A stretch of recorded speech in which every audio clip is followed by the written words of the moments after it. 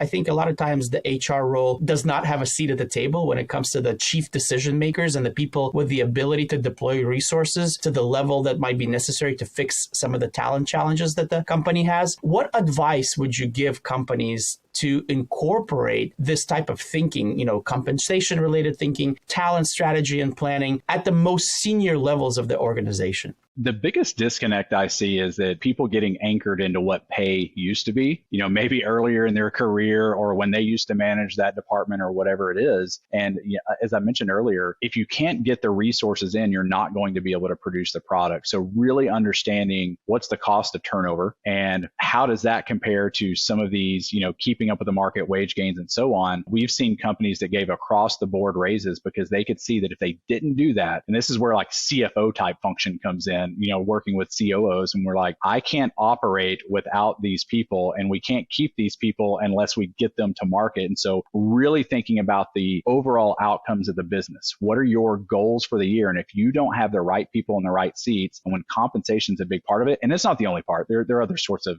career progression and culture and all sorts of things that attract and retain individuals as well. But if you don't have that core set of people to produce what you need, you're never going to get there. I'll tell you, as a business, so we use something called EOS, the Entrepreneurial Operating System. And we have a scorecard that we predict at the very beginning of each quarter. And one of it's how many people are we going to have? And then from that, what are our revenue targets? And if we don't have the people, how are we going to hit the revenue targets?